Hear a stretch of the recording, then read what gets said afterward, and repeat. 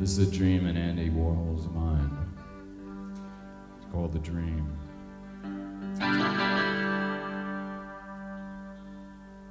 I had a terrible dream the other night. Billy Name and Bridget were playing under the staircase on the second floor about 2 o'clock in the morning. I woke up because Amos and Archie had started barking. That made me very angry because I wasn't feeling very well.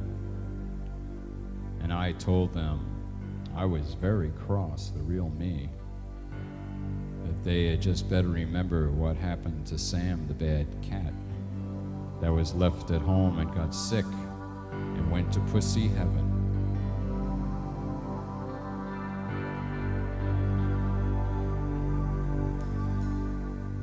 It was a very cold, clear night. Some snowflakes were falling. Gee, it was so beautiful. And so I went to get my camera to take some pictures, and then I was taking the pictures, but the exposure thing wasn't right. And I was going to call Fred or Jerry, but to find out how to get it set. But it was too late. And then I remembered they were still probably at dinner anyway. I felt really bad, and I didn't want to talk to anybody. But the snowflakes were so beautiful and real looking, and I really wanted to hold them.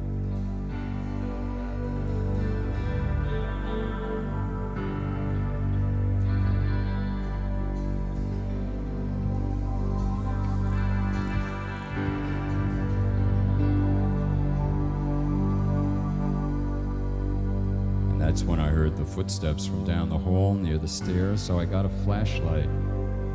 And I was scared, and I went out into the hallway. There's been all kinds of trouble lately in the neighborhood, and someone's got to bring home the bacon. And anyway, there were Bridget and Billy playing. And under the staircase was a little meadow, sort of like the park at 23rd Street where all the young kids go play frisbee. Gee, that must be fun. Maybe we should do an article on it in the magazine. But they'll just tell me I'm stupid and it won't sell. But I'll hold my ground this time. I mean, it's my magazine, isn't it?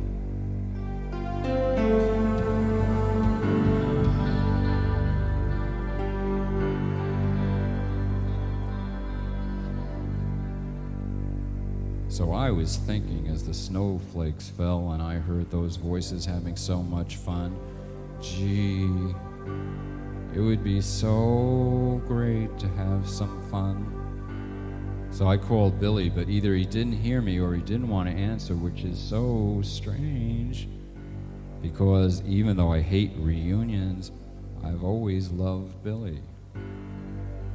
I'm so glad he's working.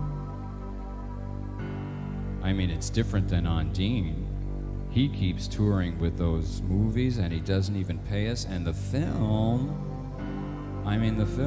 just going to disintegrate, and then what? I mean, he's so normal off of drugs. I don't get it.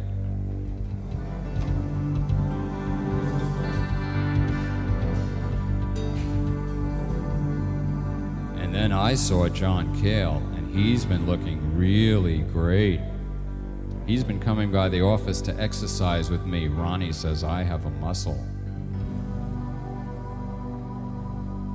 But he's been so mean since he went to AA. I mean, what does it mean when you give up drinking and you're still so mean? He says I'm being lazy, but I'm not.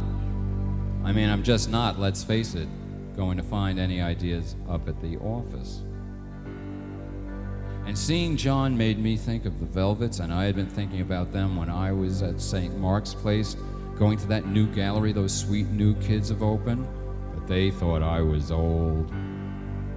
And then I saw the old Dom, the old club where we did our first shows. It was so great. And I don't understand about that Velvet's first album. I mean, I did the cover. I was the producer. And I always see it repackaged, and I've never gotten a penny from it. How could that be? But it was good seeing John.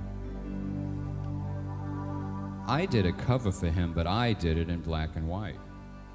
And he changed it to color. It would have been worth more if he'd left it my way. But you can never tell anybody anything. I've learned that.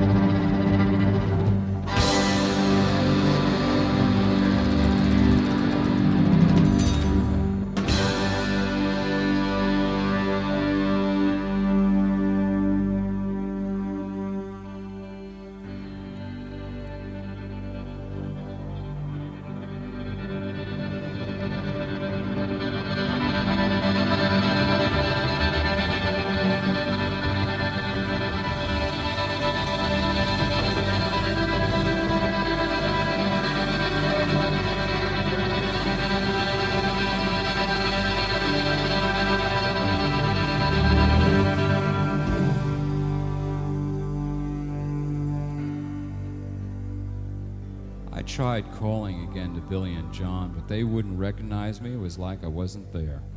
Why won't they let me in? And then I saw Lou. I'm so mad at him. Lou Reed got married and didn't invite me.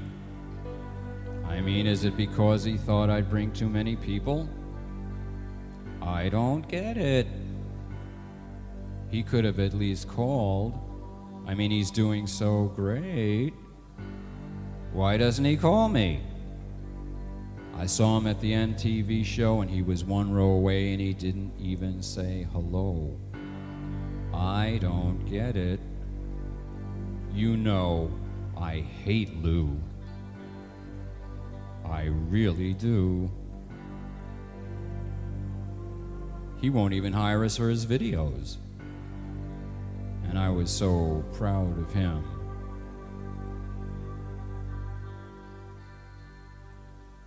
I was so scared today.